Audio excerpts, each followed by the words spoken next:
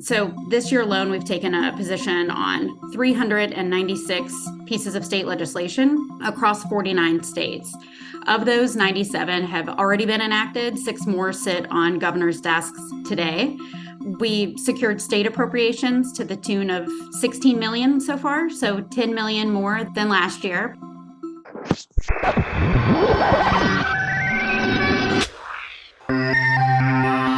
Hello, everyone, and welcome to Connecting ALS. I am your host, Jeremy Holden.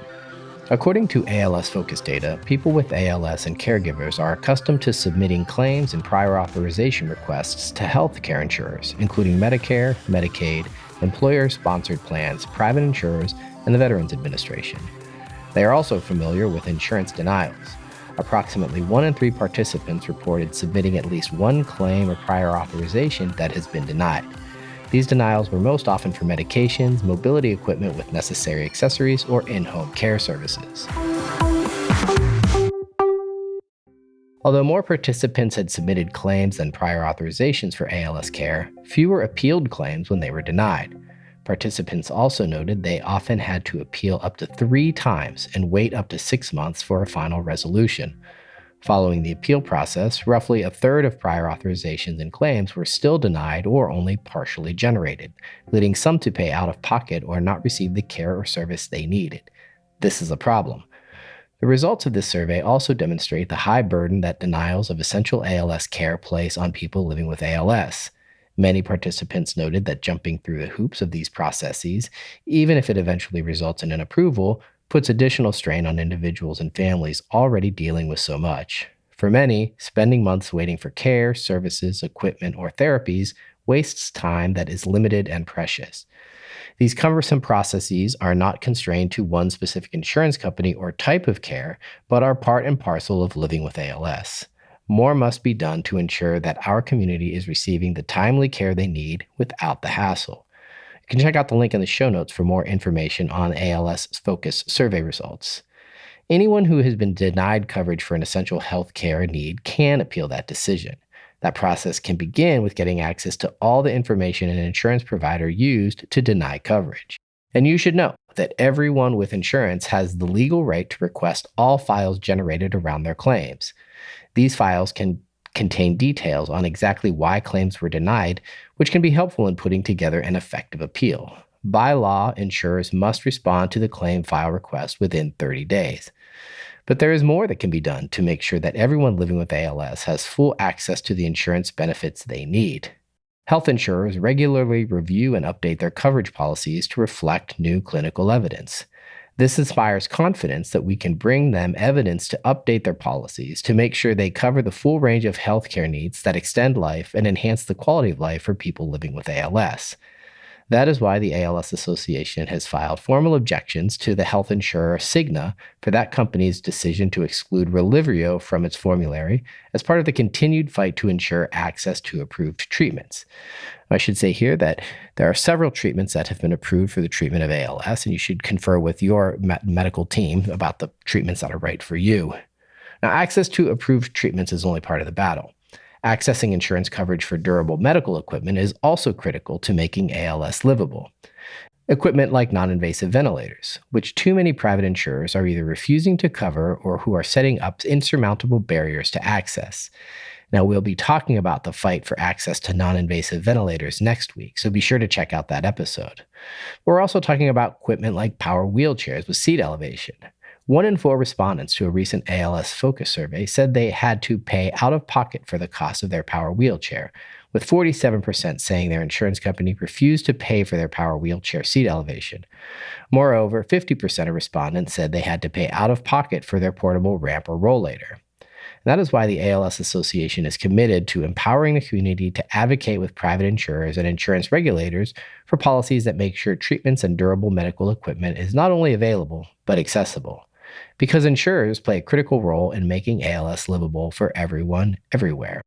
Our guest this week is Kara Nett Hinkley, National Vice President of State Policy at the ALS Association, and a member of the National Association of Insurance Commissioners Consumer Advisory Board, about some of the work being done to break down barriers to accessing healthcare. Kara, thank you so much, as always, for being with us this week on Connecting ALS. Yeah, of course, Jeremy. It's always great to be here and to speak with you. Couldn't think of a better person to have on this as the ALS Association starts to talk or has a spotlight on insurance access, availability, and affordability this month. I know you've been doing a lot of work on this, and certainly in your capacity as a member of the National Association of Insurance Commissioners, something like that, the NAIC's Consumer Advisory Board. Certainly you are up front and close to this issue as anyone. And I kind of want to start at kind of a high level 20,000 foot view. We throw around a lot of terms that we kind of start to understand, like prior authorization, step therapy, but just broadly speaking, what are some of the ways that insurance companies erect barriers to access to care? Yeah, that's a great question and good lead in kind of talking about some of the work we've been doing on the regulatory side in the role as a member of the Consumer Representatives Board with the NAIC. So, an umbrella sort of statement to put a lot of these issues under are these utilization management tools.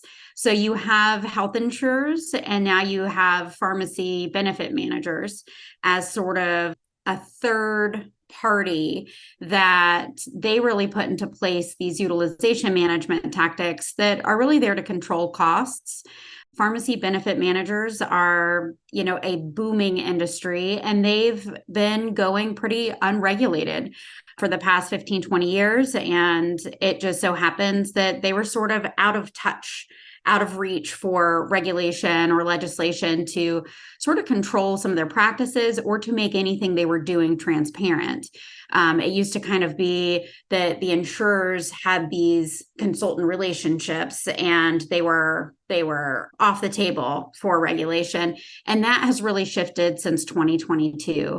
Luckily, in our role with the NAIC, we've been able to be part of a very small consumer work group marking up the first of its kind PBM regulation in the ways of model policy.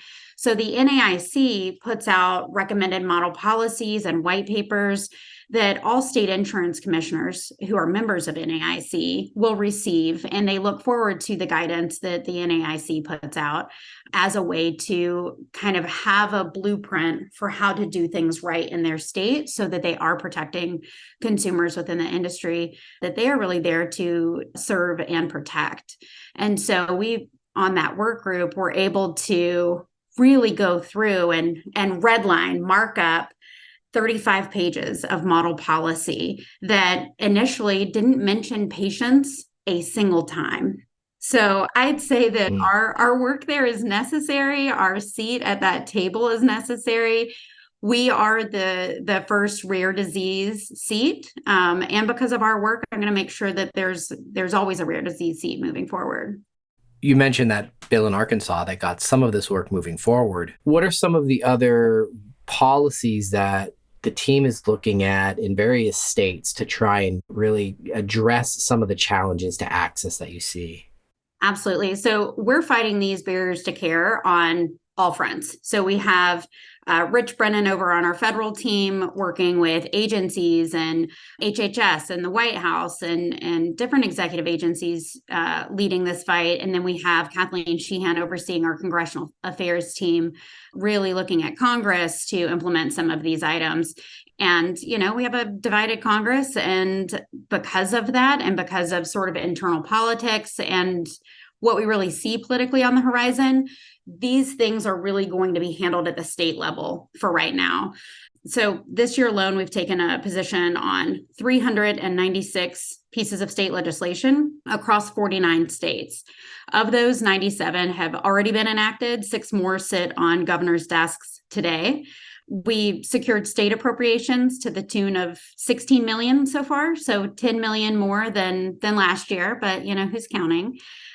Those dollars really go toward ALS clinics and ALS care services more broadly. Now, as it comes to your question and really where those fall in the bucket of access and affordability, really the majority of them are bills to make sure that there are patient-friendly and consumer-friendly policies at the state level to really get rid of some of these barriers, both to access as well as affordability. Because, access without affordability isn't access, period. So 30 of the bills we've taken a position on this year would expand coverage for biomarker testing. 27 would prohibit the use of copay or accumulator adjustment programs. These are one of those utilization management tactics that I mentioned that insurers, PBMs are using to capture rebates and hold on and make the process more lucrative for them while putting more of a financial burden on patients. So basically, it doesn't allow for patients to use their patient assistant programs or drug coupons from manufacturers to count towards their out-of-pocket costs. So they are fully responsible for paying their out-of-pocket costs up to the maximums, while the rebates and the funding that they're able to capture for PBMs goes directly back to the health insurers. Now, 17 of the bills aim to reform prior authorization regulations, and that's something that we have talked about quite a number of times.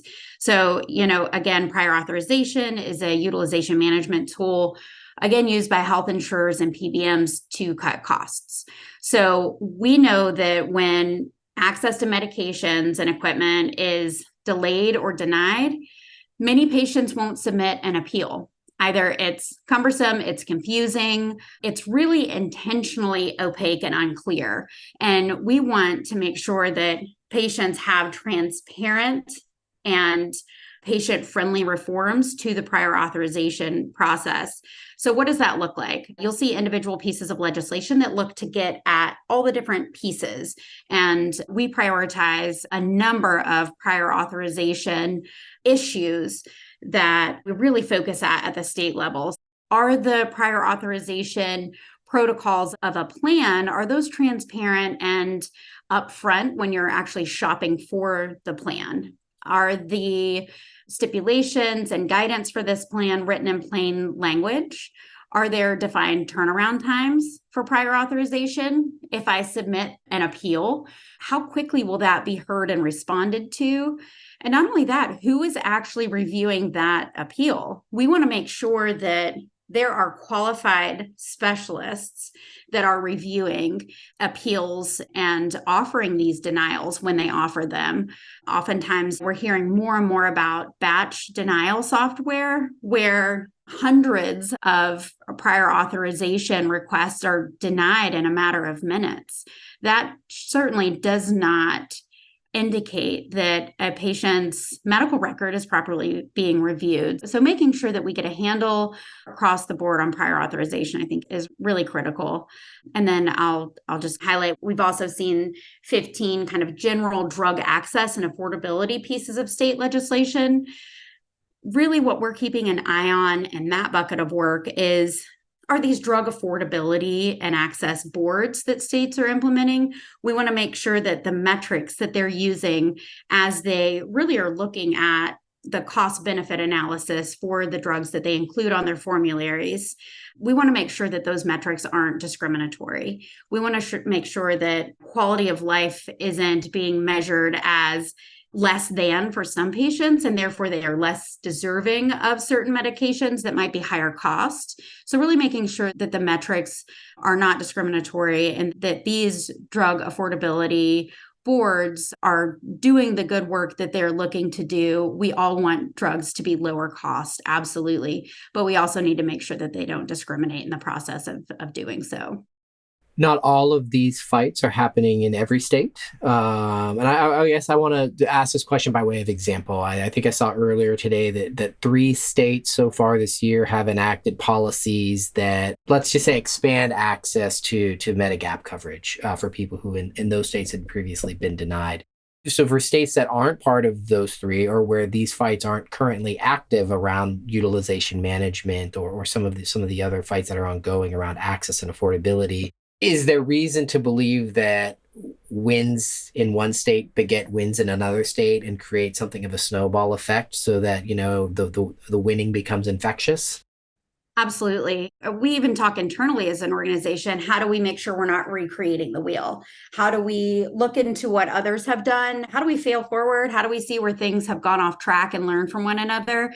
State legislatures function in the exact same way. We always attend the National Conference of State Legislatures, NCSL. They have a legislative summit every year, and it's the largest gathering of state legislators and legislative staff across the country. And why do members go there? They go there to connect with one another. And they go there to hear best practices across the states. Legislators certainly reach out, especially regionally, to states around them to see what are they doing, what is working and what is not working.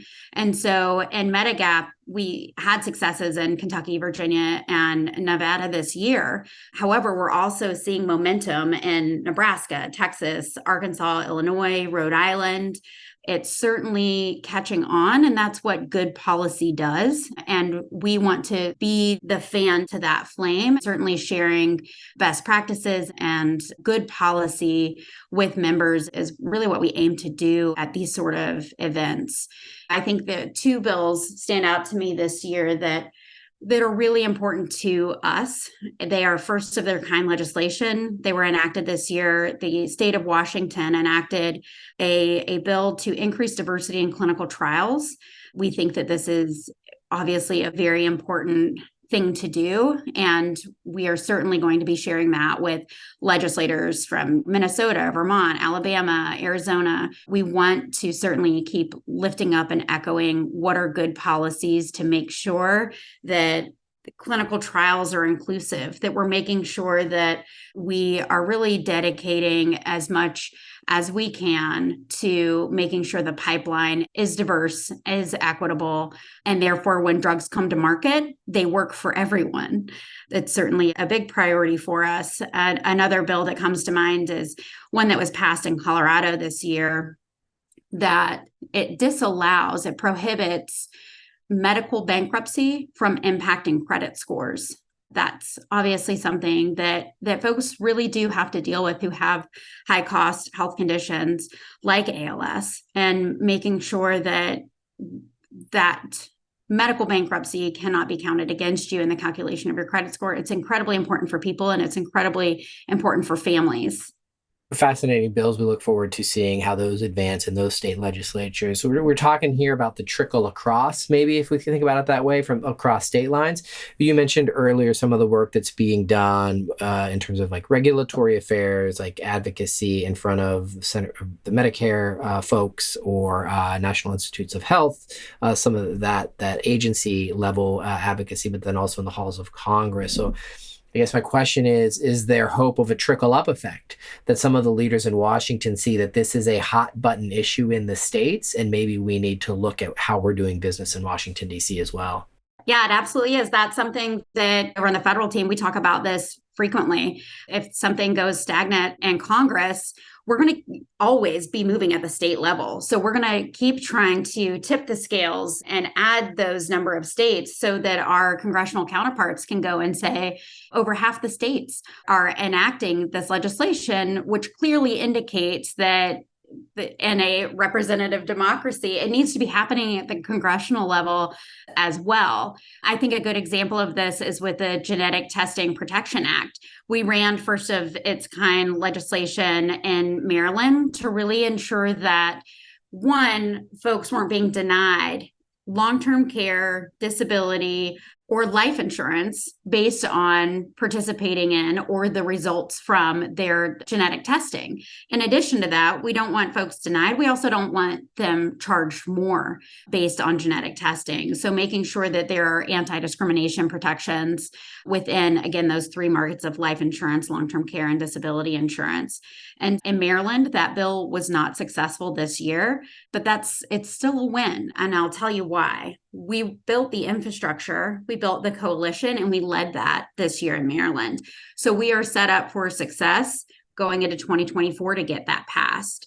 We saw similar pieces of that legislation pop up in Tennessee that was enacted that prohibits life insurers from canceling a life policy based on genetic information. We saw it in Virginia, where There are now additional protections for consumers' privacy regarding the direct-to-consumer genetic testing market. And in Florida, they have some really solid protections already in place. And there was a bill this year that would have gutted key anti-discriminatory protections in the insurance market. And we had a big part in making sure that harmful language was struck prior to this bill's passage. We're also seeing similar legislation in South Carolina, in New York, and in Illinois as well. So we're going to see this continue to bubble up. It's now also something that is being seen and heard on the congressional level. So it's certainly activity in the states does have that trickle up effect. And it strikes me hearing you talk about state by state and pieces of legislation trickling over. The line I hear a lot, make ALS livable for everyone everywhere. And it strikes me that you're part of the everyone everywhere component of that. Important work. Before I let you go, Kara, any other thoughts on this issue of ensuring insurance access and affordability for everyone? Absolutely. I'm incredibly excited about a project that is coming to fruition. It is our state roadmap project. And these roadmaps will be for all 50 states, tailored for each state, as well as DC. And the goal of this project is really to show to lawmakers, how do you make ALS livable in Alabama, in California, in Michigan, in Colorado? We've identified 8 policy priorities that, when adopted, will significantly improve the health, well-being, and longevity of people living with ALS.